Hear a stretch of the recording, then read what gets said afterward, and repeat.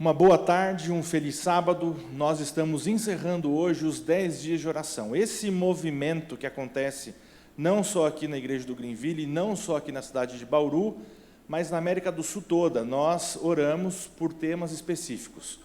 Eu disse hoje de manhã, se você não assistiu nossa programação, veja no YouTube também. Se você ainda não é inscrito no nosso canal, faça ali o clique, se inscreva, siga também as nossas redes sociais do Instagram, do Facebook, para que você tenha todas as informações, inclusive que a nossa igreja está aberta, tá bom? Com todas as determinações, seguindo todos os protocolos, para que você venha. É importante que você se inscreva. Nós temos ali um site para que você se inscreva, você tem ali todos os seus dados, os aceites de todos os protocolos.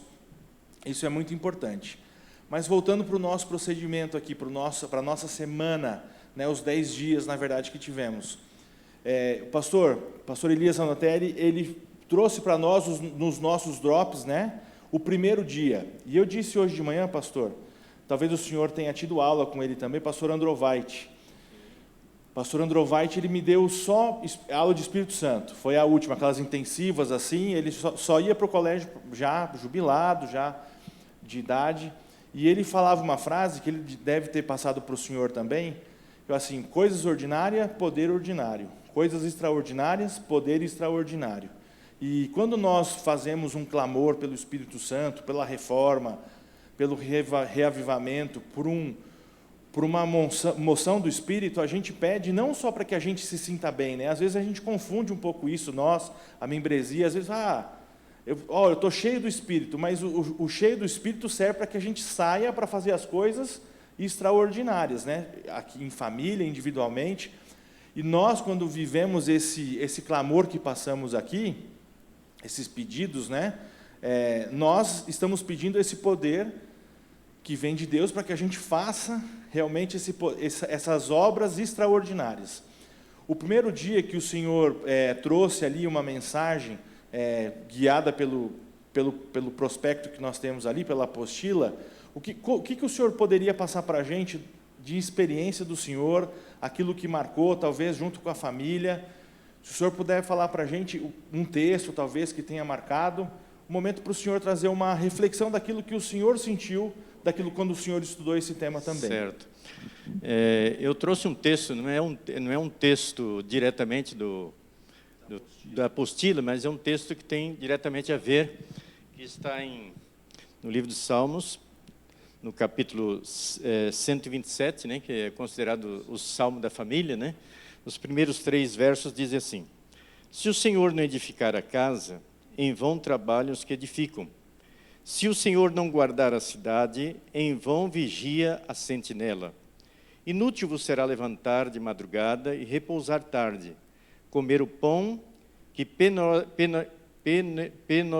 penosamente granjeastes. Aos que amados, ele o dá enquanto dorme.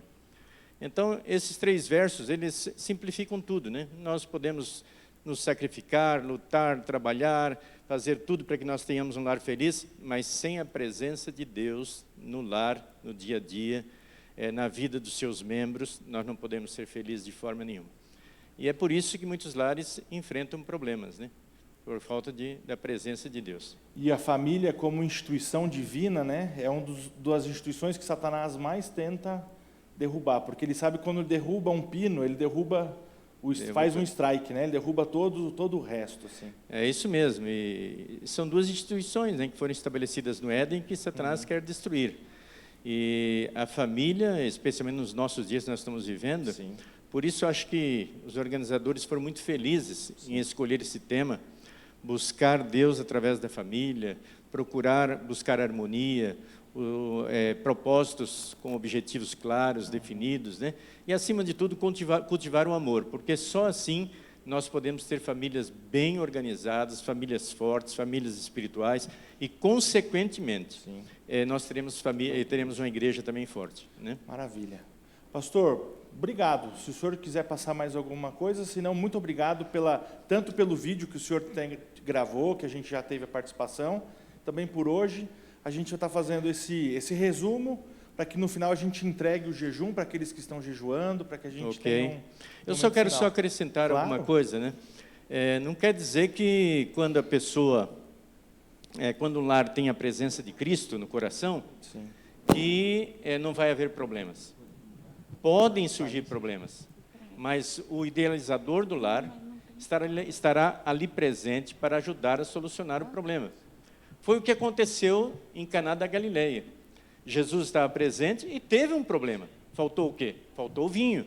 Mas Jesus solucionou o problema. Então, daí a importância da presença de Cristo. Imagine naquele casamento se não tivesse Cristo, né? O desastre que teria sido.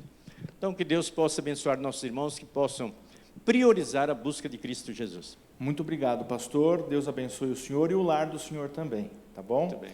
Nós tivemos uma jornada, pastor, pode, isso. Nós tivemos uma jornada de 10 dias. Esse foi o primeiro tópico específico. Nós vamos agora para o tópico 2 e já para o tópico 3. Por quê? Porque quem fez ali o tópico 2, no dia 2, foi o Marcelo. O Marcelo, ele está enfrentando uma situação bem complicada. Ele não está com Covid, mas os seus pais estão. E ele tem cuidado de uma maneira exemplar dos seus pais. Então, ele achou prudente, nós concordamos, que não seria prudente ele estar conosco aqui, no nosso convívio, tá? Por isso, hoje de manhã também, ele não esteve aqui na igreja. E daí a Cristina, que é a nossa líder do Ministério da Mulher, ela vai falar um pouquinho sobre a importância do tema do segundo dia, já vai fazer uma aplicação também do terceiro dia, que foi o dia que ela trouxe essa mensagem. Tá bom? Cristina, por favor, pode estar conosco aqui. Vamos ver se o pessoal fala, está certinho aí, está enquadrado? Maravilha. Cris, pode falar com o pessoal, pode mandar um boa tarde. E muito obrigado também, porque a senhora dirigiu, né, esses momentos, a senhora nos conduziu como igreja, para que nós tivéssemos essa jornada dos 10 dias e chegasse até hoje, né? O 10º dia, onde alguns estão fazendo um jejum total, alguns estão fazendo um jejum de frutas, outros um jejum de suco, enfim. Mas nós logo em breve, né, estamos passando esse vídeo já no horário do encerramento, nós vamos fazer a entrega também desse jejum, que é, como eu já falei hoje de manhã, que não é um sacrifício, não é para que seja penoso, mas é um momento de reflexão, de contato com o nosso Deus. Então, se a senhora puder passar para a gente já a parte, né, que o Marcelo trouxe para a gente, e também do terceiro dia, a senhora fica à vontade, tá bom? Obrigado, pastor. Imagina. Obrigado pela oportunidade de poder estar fazendo, junto com vocês, esse período de 10 dias. E, particularmente, para mim, foi muito importante. Apesar das filhas estarem longe, mas nós nunca estivemos tão perto como foi esses 10 dias, porque, como família, nós conseguimos todo dia nos encontrar para estudar. E o segundo dia, né, o segundo tema, ele fala sobre o segredo da família. E eu achei muito interessante, nos textos ali apresentados, uma situação que irmão White viveu, e foi, assim, eu me vi, eu não sei nem se eu conseguiria me ver na situação dela, mas ela disse que não conseguiria ficar na casa em que ela estava, se ela não tivesse ali uma intenção de orientar a família, porque era uma casa que não tinha oração. E é nesse contexto, por que ela percebeu isso? Pelo comportamento dos filhos. E então ela vem depois colocando em outros textos que também compõem o segundo tema, que o quanto a oração é importante. Aí, outro ponto, que eu até rascunhei aqui, fala que a comunhão com Deus, por meio da oração, desenvolve as faculdades mentais e morais, e as energias espirituais se fortalecem ao cultivarmos pensamentos de caráter espiritual. Então, os livros do Espírito de Profecia e também os testemunhos devem estar à disposição de toda a família observadora do sábado. E os irmãos devem conhecer o valor de cada um desses livros e que devemos estar lendo sempre para os nossos filhos, lógico que adequando os temas à idade das crianças, à idade dos filhos, mas que eles estejam à disposição da família e que sejam lidos com frequência. E aqui em Mateus 7, 24, 25, traz a mensagem que nos fortalece muito nesses versos, que é: todo aquele, pois, que ouve estas minhas palavras e as pratica, será comparado a um homem prudente que construiu a sua casa sobre a rocha.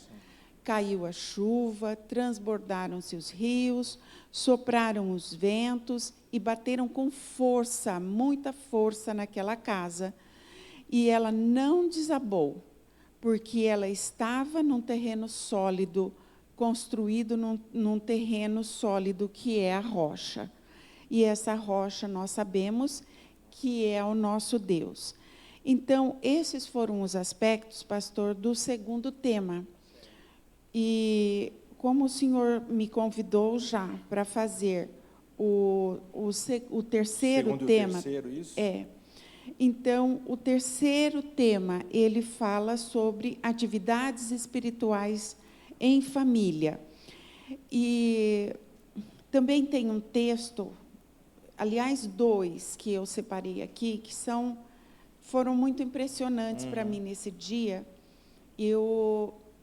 Até quando nós fizemos a primeira gravação por dia, eu deixei esses 2 para o final mesmo, a propósito, que diz em 1 Reis 18, 30, então Elias disse a todo o povo: aproxime-se de mim.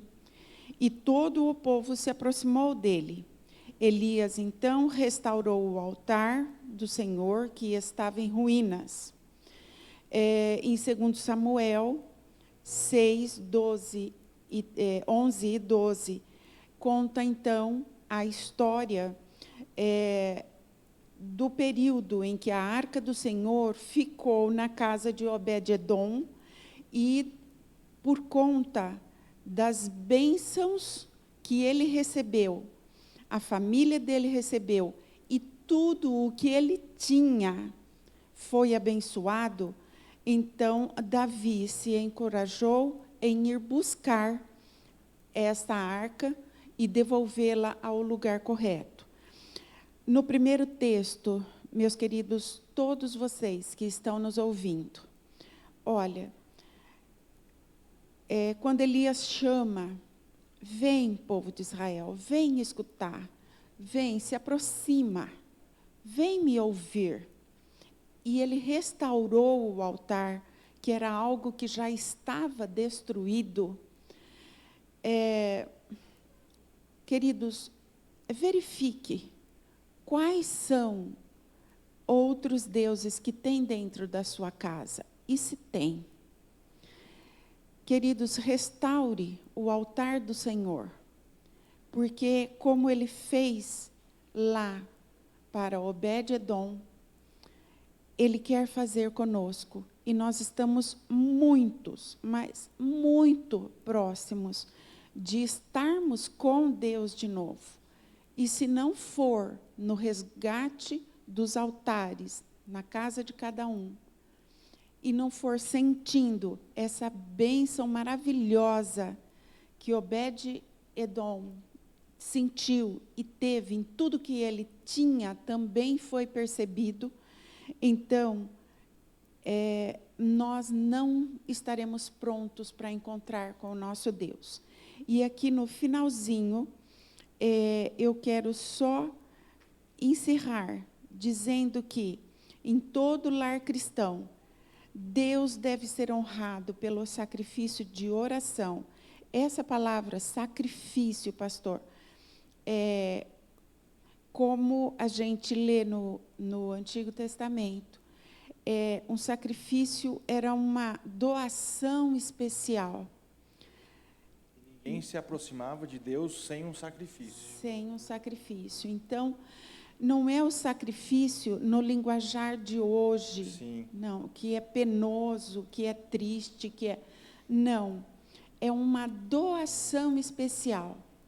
Saiba que estar com Deus, restaurar o altar, é você querer estar com Deus, é você amar estar com Deus e querer que os seus filhos, que no meu caso, estou aqui falando, meu esposo, e todos que estão comigo, estejam na presença do Senhor.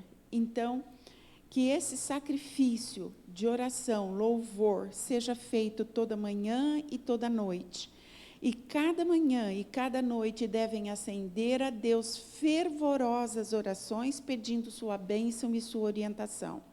O Senhor do céu passará por alto tais lares sem deixar alguma bênção? Não, em absoluto. Anjos ouvem as manifestações de louvor e a oração de fé. A oração genuína se apega à onipotência e concede a vitória aos seres humanos. E, ajoelhados, o cristão obtém forças para resistir à tentação. Vamos restaurar, então, o altar da nossa família e que as orações sejam de súplicas para que Deus esteja conosco e nos abençoe. Ô, Cris, é interessante que o restaurar muitas vezes é mais difícil do que construir, né? Então, infelizmente, às vezes nós, né, na nossa congregação, nas nossas igrejas, encontramos pessoas que talvez já tiveram aquele hábito. Esse prazer. Né? Exato. E hoje talvez se sinta até com vergonha. Talvez um esposo de convidar a esposa novamente para um culto. Talvez a esposa, mas eu não fiz durante tanto tempo. Vou fazer agora, e se eu fizer agora, eu vou mostrar que antes eu estava errado. E daí entra o orgulho. Por isso que o restaurar vem realmente do Senhor. E como é importante, nós vemos os textos que você leu, os textos que a gente acompanhou na leitura, que realmente a gente possa entender que esse restaurar, esse altar que a gente precisa ter em cada lar, que ele seja uma vivência eterna, né? Até o céu, que a gente viva isso até o céu.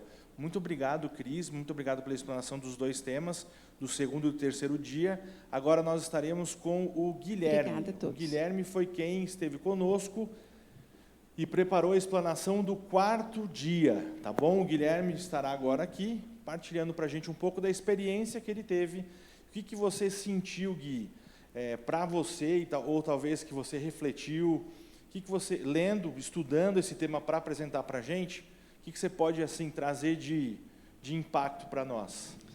Pastor, dando continuidade ao que a Cristina acabou de apresentar, o quarto tema vai apresentar os elos do relacionamento familiar.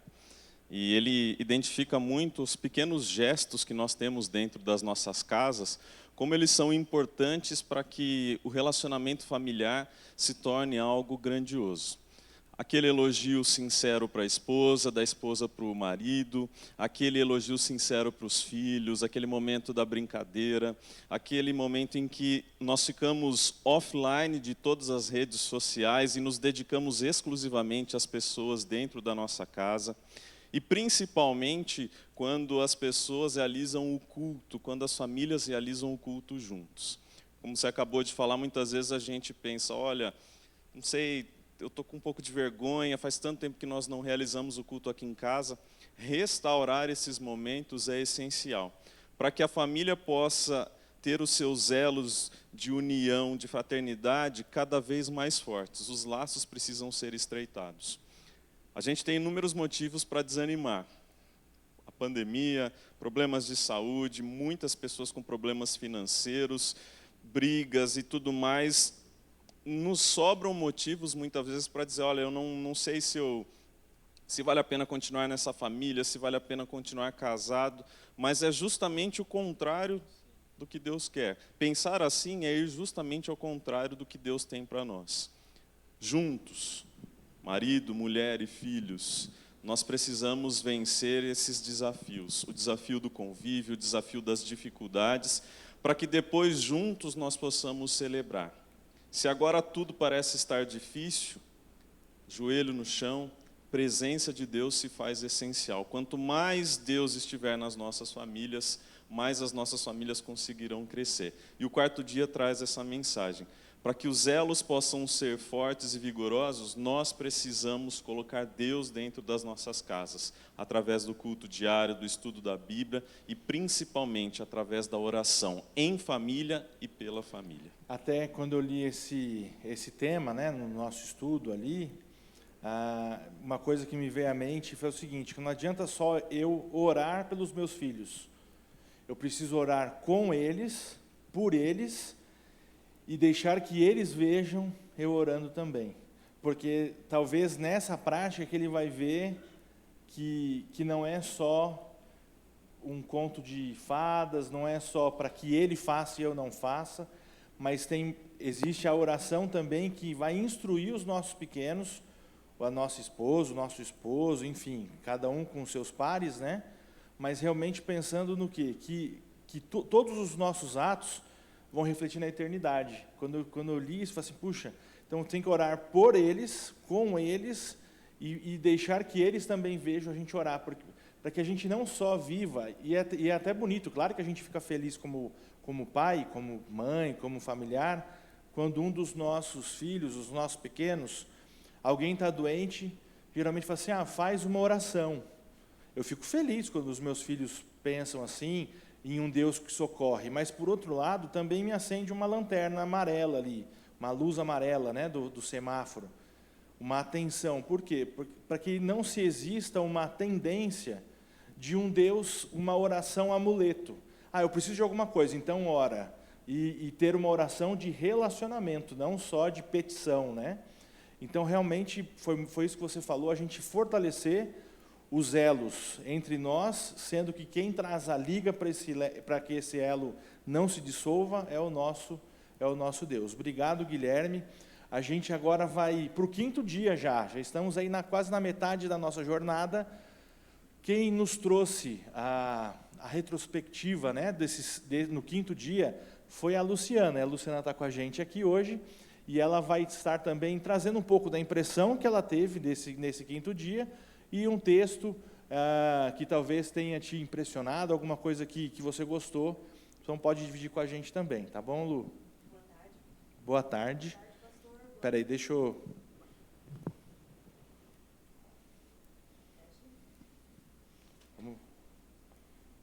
Vamos ver, acontece, é ao vivo. Não, brincadeira, está gravado aqui, mas vai dar certo. Agora vai. Alô, teste. Boa tarde, pastor. Boa tarde, queridos amigos e irmãos. Com grande alegria que estamos aqui no 5º dia, né, dos 10 dias de oração. E, como eu disse nos vídeos passados, a gente falou sobre saúde da família, né, que é um tema extremamente importante, que muitas vezes a gente não para pensar, às vezes a gente leva como, deixa passar, né, não vou fazer uma atividade física, não vou tomar um sol, não vou me alimentar melhor, não vou dormir direito, né? A gente leva mais para o trabalho, vamos começar a trabalhar bastante para ganhar dinheiro e várias coisas, né?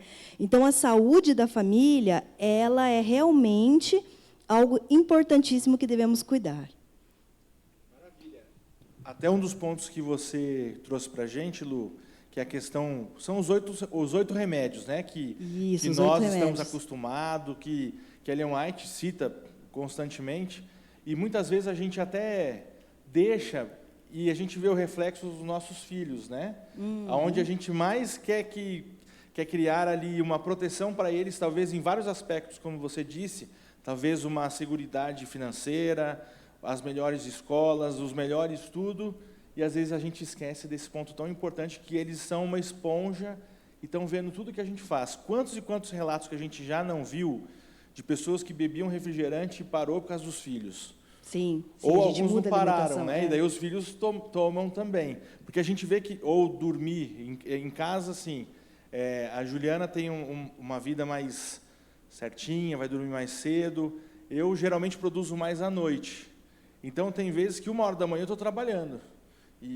Tanto que eu já tive burnout. Então, assim, e daí eu tenho que me policiar. Então, eu tenho no meu celular, quando passou de 10 horas trabalhadas no dia, ele começa a me avisar. O relógio 10 horas assim, é bastante, né? ele fala assim, vai respirar, já é demais. Hoje eu tenho trabalhado assim, tenho tentado chegar na média de 45 horas por semana. Então, quando chega 45, eu falo assim, essa semana eu acho que eu fiz bem, e com saúde, porque daí eu tenho tempo, como a gente já viu aqui, um tempo de qualidade, um tempo para tentar cuidar da saúde mental, da saúde física, dormir um pouco melhor. Então, como você falou, Exatamente. isso interfere em tudo. E Deus, Ele se importa com isso, Ele nos dá força para que a gente vença aqueles hábitos que talvez a gente já adquiriu, que são difíceis de mudar, né? Exatamente. Como é difícil. Exatamente, porque também o corpo, né, ele é o templo de Deus, então é extremamente importante a gente estar cuidando bem dele, tanto da saúde, né, espiritual, Sim. mental, e estar sempre observando tudo isso aí. Maravilha. Então é isso que eu passo para vocês. Lu, né? muito obrigado. Tá? Obrigada, Obrigado foi um por ter privilégio aceitado estar aqui. o desafio de estar conosco aí. Esse foi o 5º dia. E agora nós já vamos para o 6º dia. Tá? Quem esteve conosco no 6º dia foi o Péricles. O Péricles, você viu no vídeo, você acompanhou ali nas nossas redes sociais, você recebeu o link, né? E o Péricles agora vai trazer para a gente um pouco da impressão que ele teve na vida dele, talvez na vida familiar, né? O Péricles já tem uma filha, né? Que já saiu de casa, e outra saiu, mas ainda é do lar, né? Ainda é solteira. Então já é uma outra realidade, mas eu tenho certeza do que talvez apresentamos aqui, as pessoas com filhos menores. Mas, com certeza, o impacto que isso tem na sua vida, que teve, está tendo, a gente gostaria de saber, Pérez, como é que foi aí essa jornada, e especificamente o 6º dia? Uma boa tarde a todos, né, pastor? Boa tarde. E, assim, quando o pessoal estava falando, e me veio à mente, né, durante essa semana, quando a gente se une à nossa esposa, e a gente ali constitui uma pequena célula familiar, né, ali dá início, então, um grande desafio na nossa vida.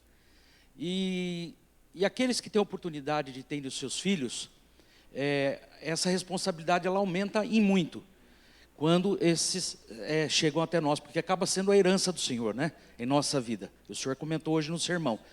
E a gente acaba apresentando esses filhos a Deus, na igreja, diante da comunidade, das pessoas, e também com uma grande responsabilidade diante de Deus. E eu me recordo das 2 apresentações que foram feitas das minhas filhas. E eu me sinto hoje feliz, uma com 29, outra com 26 anos, assim, de certa forma realizado, porque eu pude, vamos dizer assim, cumprir aquilo que eu exatamente, naquele momento em que elas foram dedicadas, né? E a lição 6, que vem trazendo do assunto da missão da família, deixa bem claro que é essa a nossa responsabilidade. Colocar os nossos filhos diante de Deus, para que eles possam caminhar, crescer, né, de uma forma em que eles possam, no futuro, não só ser um exemplo por onde quer que forem, mas também trabalharem para o Senhor. E aí remete àquilo que a gente fez quando elas eram pequenas na apresentação, porque a gente coloca justamente nas mãos de Deus o futuro dos nossos filhos. E todos aqueles que fazem parte do lar, tanto o marido, a esposa e os filhos, eles têm que ter em mente a responsabilidade de levar a Cristo, levar o Evangelho do Senhor a outras pessoas. E quando a gente coloca isso diante, vamos dizer assim, de uma experiência verídica, de que os filhos, quando saem de casa, eles lá fora são aquilo que eles são dentro de casa, então a gente fala, não, eu sinto assim, que o dever foi cumprido. Sim. É um orgulho santo que a gente diz, exatamente. Né? A gente deve ter orgulho dos nossos filhos, da criação que a gente deu, né? E aí a gente chega à conclusão de que realmente a obra do Senhor se completou na nossa família, né? Verdade. E aí vem um texto, pastor, que está no livro, na apostila, né? Que fala assim, ó, o trabalho missionário deve ser feito no lar. Uhum. Então essa é uma função nossa. Ali que tem recebido a Cristo, devem mostrar, todos ali que têm recebido a Cristo, devem mostrar a graça que Ele tem feito por eles. Uma divina influência controla verdadeiramente o crente em Cristo. Essa influência de Cristo faz presente no lar e a favor da perfeição de todos os membros da família. A igreja necessita de toda a força espiritual que pode ser obtida de todos, de todas as pessoas, especialmente os membros mais jovens da família.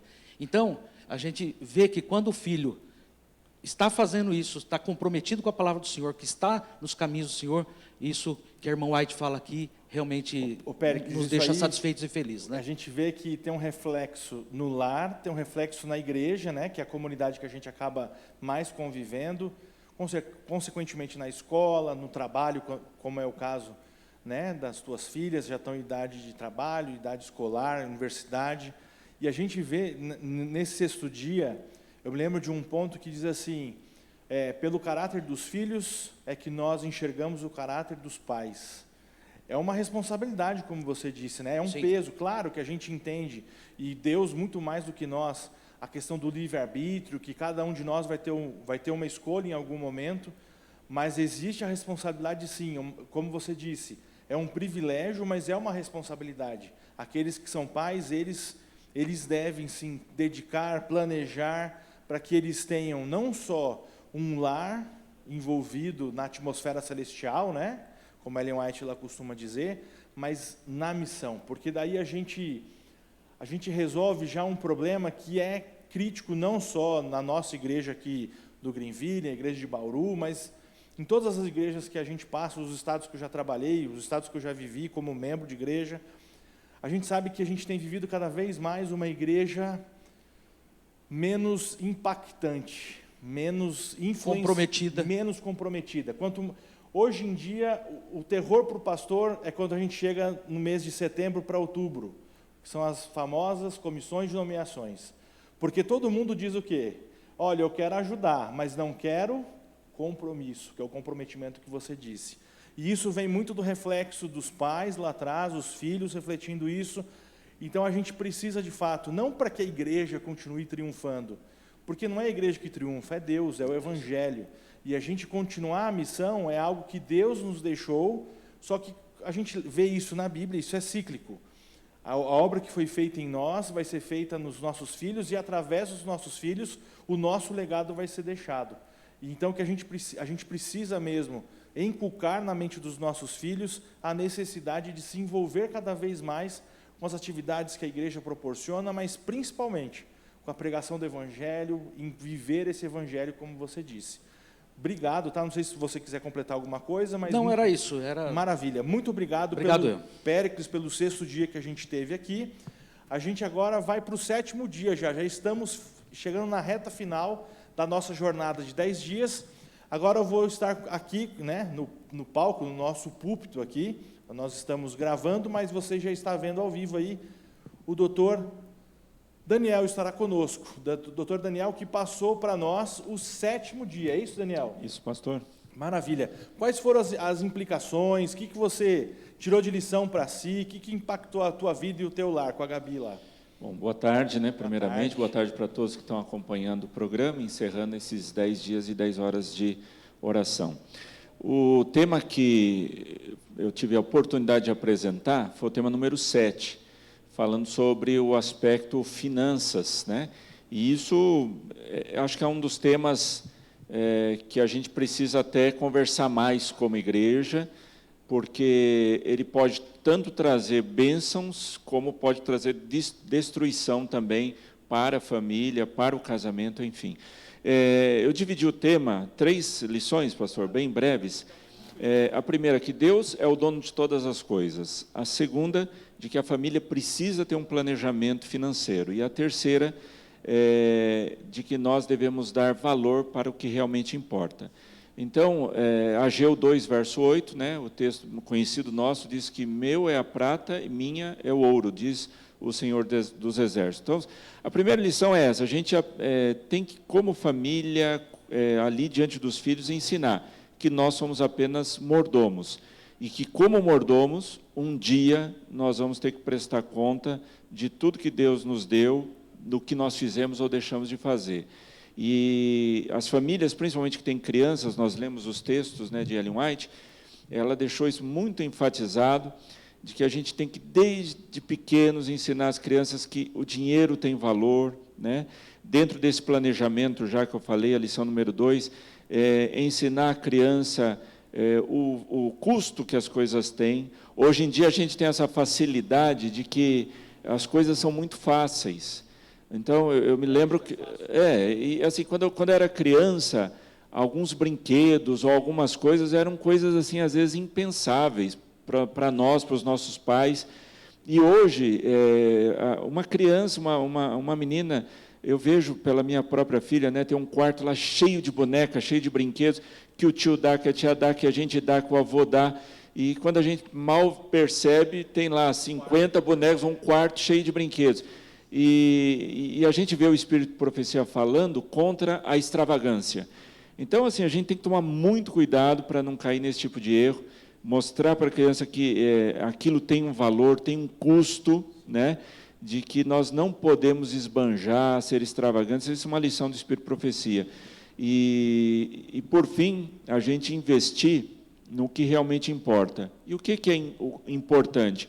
Então, a regra é, isso que eu estou comprando, isso que eu estou fazendo, ou esse investimento, ou esse brinquedo, ou esta viagem, isso, de alguma maneira, vai contribuir para que a minha família ela se una, ou vai contribuir para que isso me faça mais perto de Deus, ou que possa me levar ao céu, eu vou fazer. Eu vou comprar, eu vou investir. Se não, eu tenho que cair fora, porque é perigoso, é a armadilha de Satanás, né? Daniel, você estava comentando ali no tópico 2, né, do planejamento, e como antigamente, talvez nem tão antigamente, né, mas hoje a realidade que a gente vive é que a gente tem uma facilidade de tudo, de informação, de crédito, né, assim, até quem não tem dinheiro, eu mesmo não tenho dinheiro, mas o banco fala assim, ó, ele me liga e fala assim, ó, tem 50 mil aqui para você gastar. Eu falo assim, não, mas eu não tenho, como é que eu vou pagar 50 mil? Não, depois você se preocupa com isso. Então, é muito mais fácil a gente adquirir, o ter as coisas, né? Eu vejo em casa também, as nossas meninas têm mais ou menos a mesma idade, a minha Júlia fala assim, papai não tem dinheiro, eu falo para ela. Ela fala assim, mas passa o cartão. Porque na cabeça dela, aquele cartão é um cartão mágico. É milagroso, né? Pastor Elias, cuidado com o cartão, viu? Eu já escondi todos os cartões de casa, só tem um agora. Fala assim, ó, e fala assim, ó, esse aqui só sai no bolso do papai. Porque, de fato, as coisas ficaram mais fáceis e a gente começou a perder a questão de dar o valor para as coisas. Como o senhor falou, mensurar aquilo que é essencial, aquilo que é um agrado, que deve ser importante, mas não pode ser toda hora. Exato. E daí entra a questão celestial, né? Realmente, essa divisão que o senhor fez foi o que eu vi na prática em casa e também eu senti lendo esse 7º dia. E o livro Conselho sobre Educação, página 203, irmão White diz, fujam das dívidas como da lepra.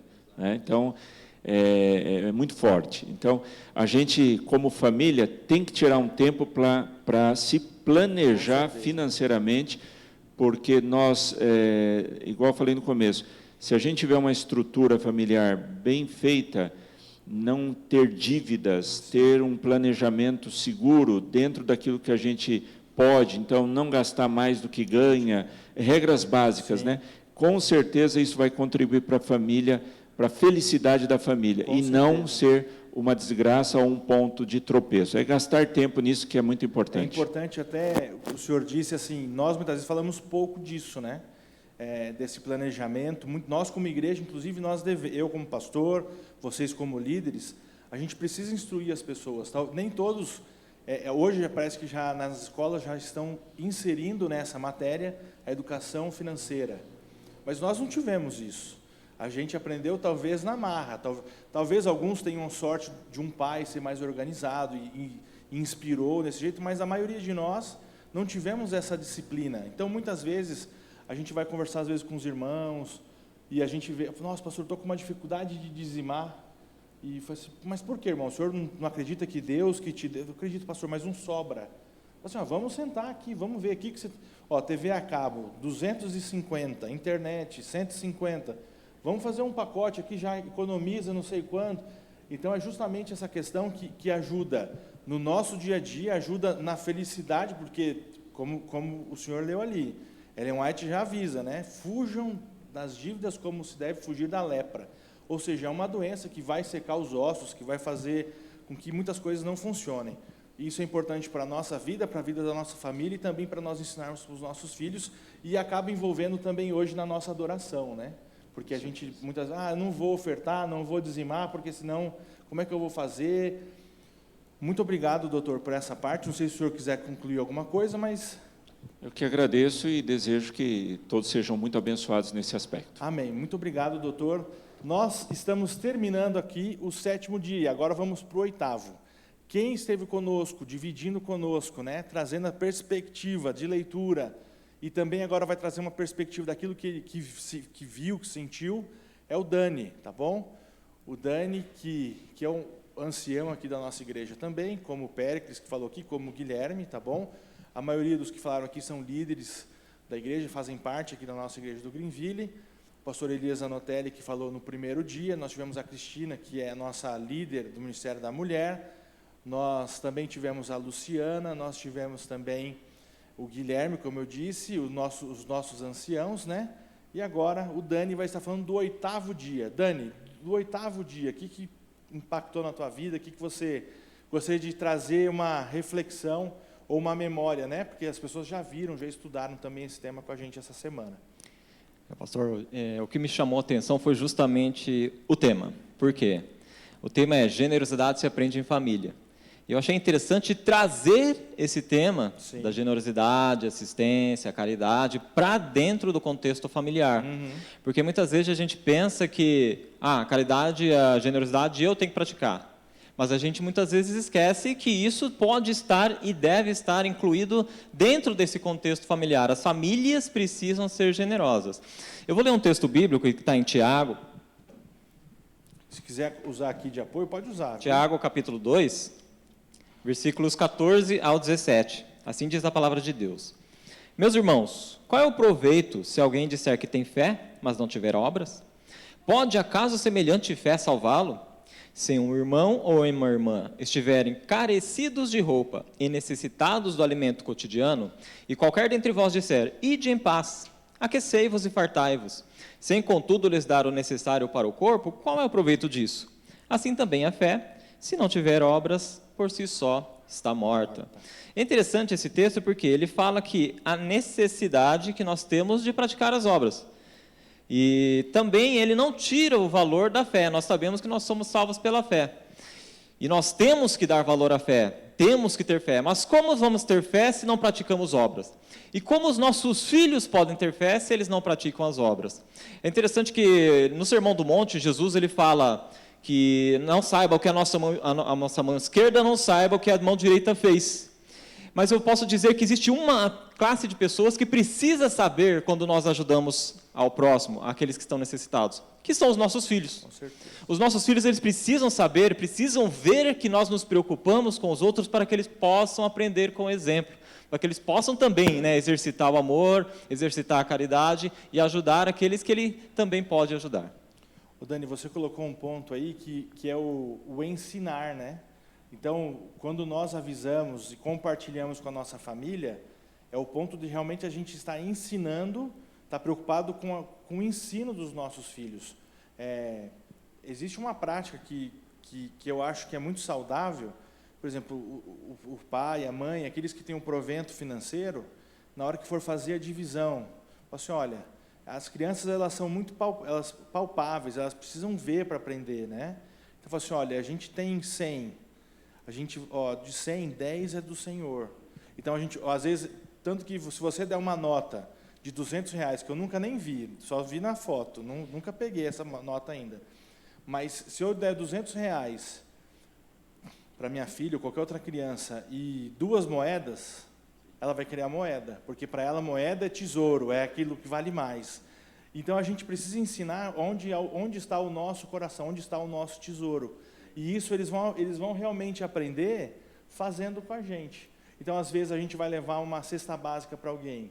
É interessante que a gente coloque os nossos filhos e fale assim, olha, filho, nem todo mundo tem condição de ter esse alimento. Deus nos deu 2, para que a gente dê um para eles também.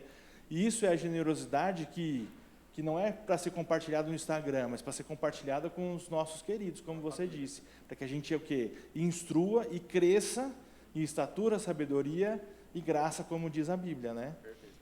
Maravilha. Obrigado, Dani, pela nossa reflexão aí do 8º dia. Agora já embicamos na reta final. No último dia, antes do sábado, que é hoje, né, que é o 10º dia, nós tivemos a reflexão que foi trazida pela professora Thais. E a professora Thais agora vai nos lembrar, vai dividir conosco, na verdade, as impressões, aquilo que mais mexeu com você quando você estudou esse tema, tá, professora? Tudo bem, pastor? Tudo jóia. Pastor, sabe que enquanto eu estava sentada aqui ouvindo os outros colegas compartilharem, né, fazer essa retomada do que discutimos durante a semana, eu percebi, fiquei até um tanto constrangida, porque eu percebi que eu sou a única do grupo todo que ainda é só filha. Então, aí eu me senti numa situação meio delicada. Eu falei, poxa, né, que autoridade que eu vou ter para falar, né, se eu não tenho filhos, se eu não constitui a minha família. Mas depois eu pensei e falei assim, não, eu acho que é importante que também a opinião do filho seja trazida. Com certeza, até né? porque é o reflexo, inclusive, exatamente, dos seus pais. Dos meus pais, né? Eu, como uma adulta, Sim. que já sou, né? Já não sou uma menininha, posso dizer de como foi importante o ambiente em que eu cresci e a educação que eu recebi. O tema do dia 9, que foi o dia pelo qual eu fiquei responsável, é a fonte de poder da família. E eu tive um privilégio muito grande de crescer num meio, num lar, onde a fonte de poder era buscada no lugar correto. Aliás, eu acho que é o único lugar que realmente é fonte de poder, que tem essa energia de fato. É claro que não é uma família perfeita, nenhuma é, né? Estamos muito longe disso, mas esse foi um ambiente que sempre foi a minha base e é até hoje. Eu não consigo me ver separada desse meu núcleo familiar, pois tudo que eles me ensinaram, tudo que eles me apresentaram como base, e que tem a Bíblia, que tem a palavra de Deus como alicerce, foram alicerce para mim. Então, foi um meio onde nós sempre buscamos poder realmente em Deus e na oração. E eu me lembro em muitos episódios do quanto isso fez diferença na minha vida. Muitas vezes eu nem sabia, eu estava passando por situações difíceis e eu nem sabia que os meus pais estavam orando por mim, mas eu percebia que as coisas começavam a acontecer de uma maneira meio miraculosa e depois eles falavam, nós estávamos orando por você, sem que você nem se desse conta. Muitas vezes, nos problemas de saúde que meu irmão passou, eu me lembro do meu pai passar horas debruçado ali ao lado da cama. O Daniel tinha uma saúde um tanto frágil, buscando o poder onde realmente se deve. E eles nos ensinaram isso. Chegou o momento que nós também nos voltamos e oramos por ele, porque nós aprendemos a lição da maneira correta. E é disso que nós precisamos hoje. A gente vive num mundo que está adoecido, que não tem mais nada para nos oferecer. Aquilo que nós temos de esperança vem do alto, não vem mais daqui. Como professora, né, como você me apresentou aqui no começo, eu vejo quantas das questões que nós lidamos, infelizmente, na sala de aula, com as crianças, com os adolescentes, são reflexos não de problemas individuais das crianças, são coisas que elas trazem do seu núcleo familiar. Então, como também o senhor já colocou aqui hoje, essa instituição que é tão sagrada, que é tão cara para Deus, que foi instituída ainda na criação. Essa semana eu falei disso com as crianças, né? De como isso é importante. Deus desejou as famílias, desenhou esse plano para nós. E como elas são atacadas. Então, que a gente não se canse de buscar poder dessa fonte. Eu sempre ouvia da minha mãe que os pais desejam o melhor sempre para os seus filhos, não é? Ela sempre, incansavelmente, falava isso. A gente sempre quer o que é bom para vocês. Tenho certeza que é assim com a Júlia, com o Filipinho, não é? Então, eu me lembrei, só para encerrar esse momento, de um verso que eu gosto muito de Jeremias, que Deus diz assim para o seu povo, né? Eu é que sei os pensamentos que eu tenho a vosso respeito. Pensamentos de paz, não de mal, para vos dar o fim que desejais. Que a gente tenha essa certeza que os pensamentos deles são os melhores. E concluindo, para reforçar o nosso propósito de oração. Então me invocareis, passareis a orar a mim, e eu vos ouvireis. Buscar-me-eis e me achareis, quando me buscardes de todo o coração.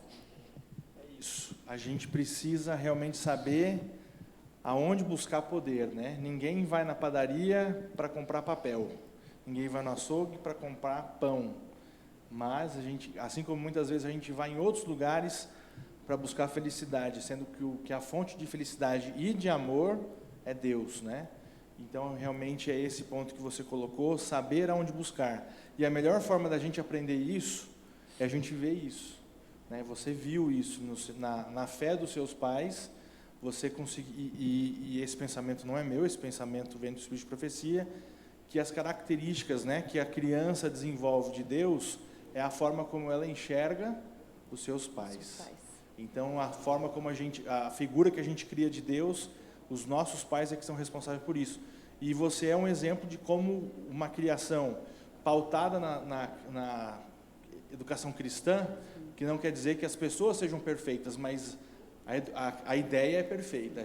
A execução, muitas vezes, nós falhamos. Exatamente. O plano é perfeito. Temos exatamente. falhas de execução, Com mas certeza, mas Deus supre essas faltas. Deus purifica, Deus filtra. Então, muito obrigado por você ter compartilhado conosco aqui as impressões e aquilo que você sentiu lendo aí e passando para a gente as lições do 9º dia, tá bom? Eu é que agradeço. Que Deus abençoe a todos Amém. nós. Maravilha, queridos. Nós estamos, então, chegando ao final. Esse é o 10º dia, que é hoje, dia 27 de setembro. Alguns estão em jejum desde as 8 horas, outros iniciaram talvez às 9, alguns fizeram um jejum até meio-dia, né? Outros jejuaram de noite, comeram e foram dormir, na hora que acordou, comeu de novo. Esse jejum não vale, tá? Mas para alguns, o jejum acaba sendo aquele sacrifício.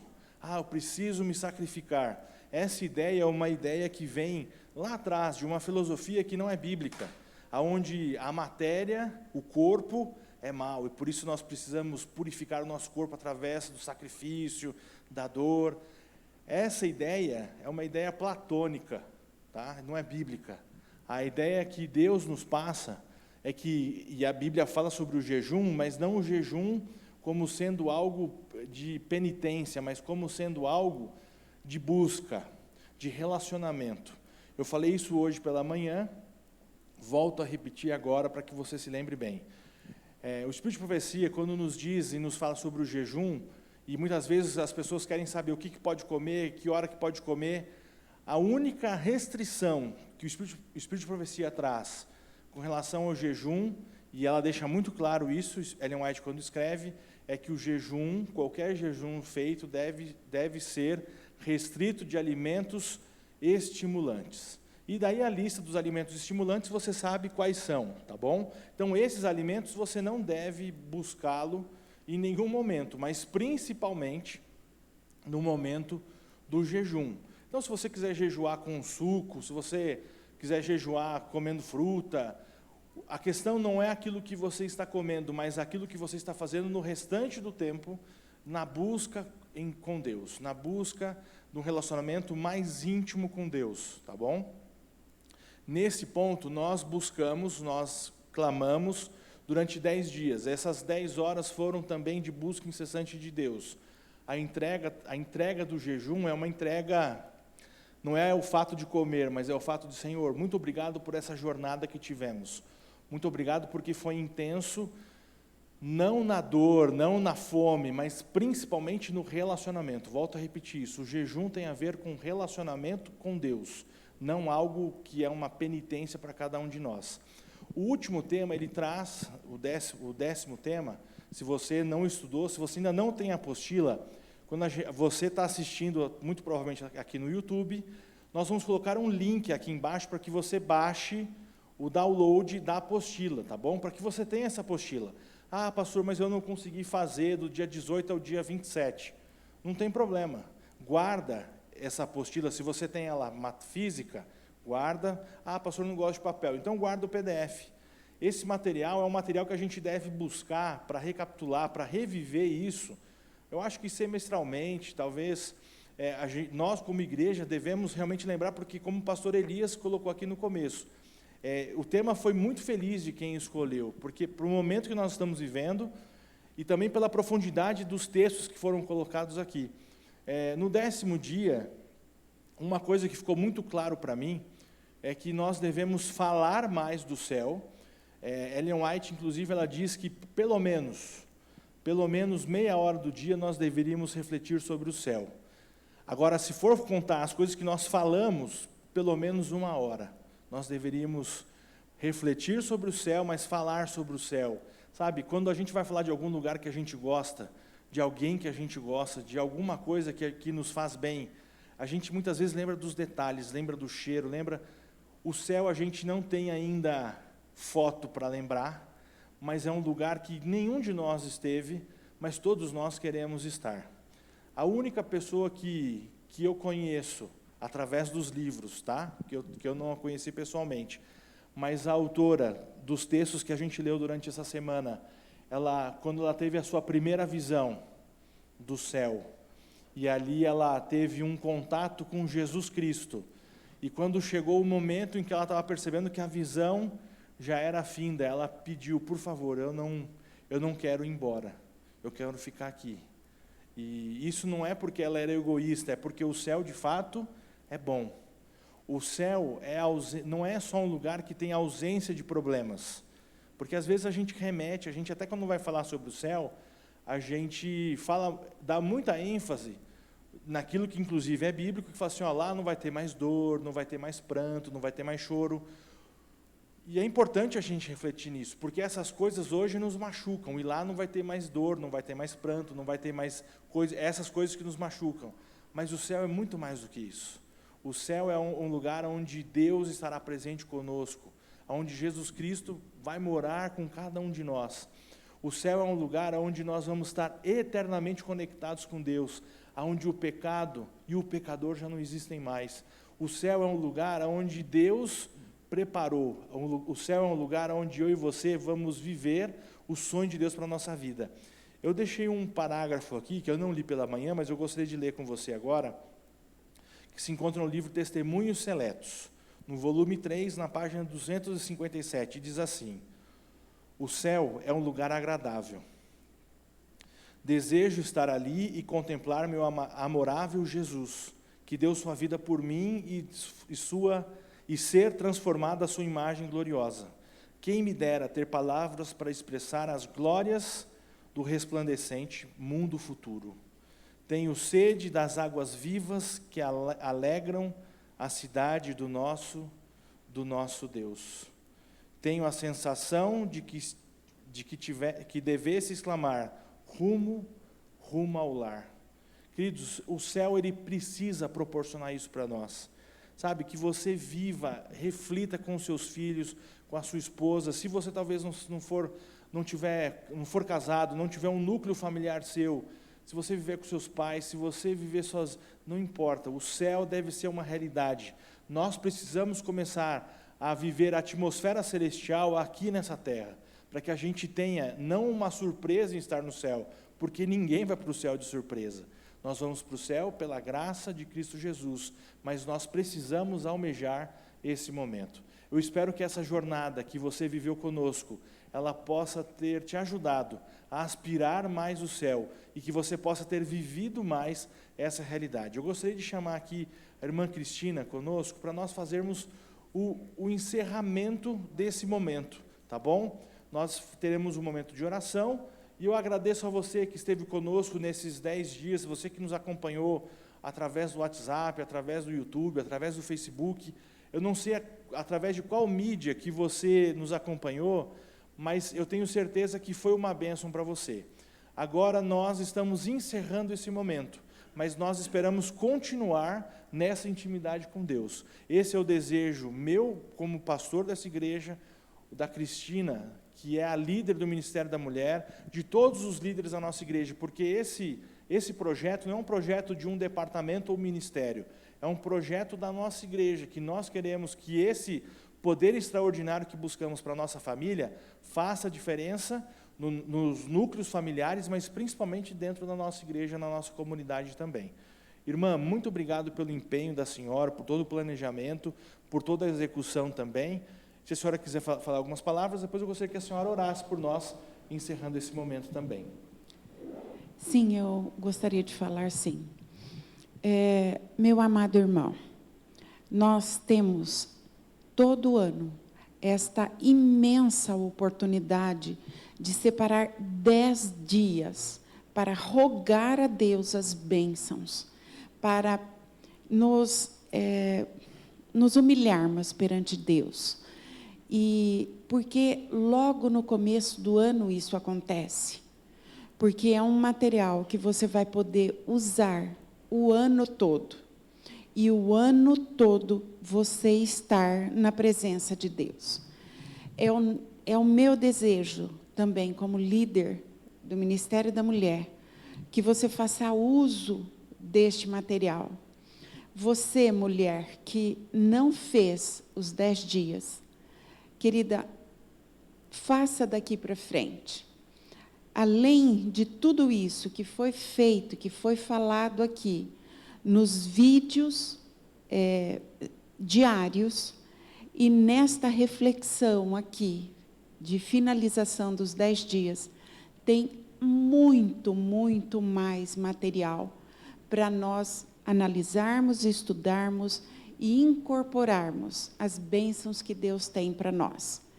Que você seja feliz, que você e a sua casa tenha o altar restaurado, tenha a família restaurada e, consequentemente, né, pastor, teremos uma igreja restaurada e um funcionamento de propósitos que todas nos levem para Deus.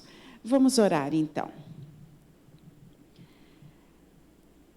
Grandioso, amado, amorável Deus, o Senhor que é o Deus que criou tudo, o Senhor que mantém este planeta nas suas mãos, o Senhor que mantém cada estrela, cada dia o Senhor volta com o sol no lugar, e cada noite o Senhor volta com a lua, a cada semana de um jeito, de uma forma. O Senhor que nos faz respirar, o Senhor que nos faz ter energia, o Senhor que é o nosso Criador, mas que, acima de tudo, o Senhor foi o nosso Redentor. Querido Deus, reconhecendo todas essas maravilhas e muito mais, que nós não temos nem ideia, é que nós estamos aqui, finalizando esses 10 dias de oração. E queremos, Senhor, as suas bênçãos, para que quando este vídeo for disponibilizado na mídia, estará encerrando as nossas 10 horas de jejum, que o céu esteja aberto, derramando bênção sobre todos, não só os que jejuaram, mas os que leram, os que analisaram. Mas, querido Deus, eu venho implorar por aqueles que não fizeram, que, Senhor Deus, que eles o façam, que este material, Senhor, preparado com tanto zelo, com tanto carinho, com pesquisa tão profunda sobre cada assunto diário, seja aproveitado incansavelmente por todos nós durante todo esse ano. Amado Deus, estamos aqui como um grupo de pessoas, cada um responsável por uma atividade na sua igreja, que possamos ser líderes de acordo com o seu olhar para conosco. Que a sua bênção recaia sobre cada um aqui presente e que possamos, Senhor, sermos famílias influenciadoras do teu nome na vida de outras pessoas.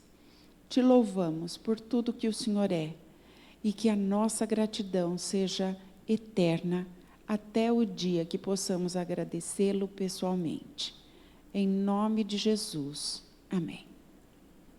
Amém. Muito obrigado, irmã. Uma feliz semana para todos que estão acompanhando.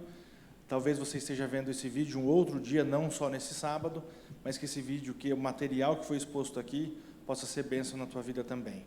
Eu espero que você se lembre que o seu Deus, que o nosso Deus, Ele se importa contigo ao ponto de ter dado o Filho Jesus, o Filho dele, para que morresse no nosso lugar. Tenha uma boa semana e espero você no próximo sábado aqui na nossa igreja. Faça a inscrição também através dos links que estarão sendo disponibilizados. Deus abençoe. Obrigado, irmã Cristina. Obrigado.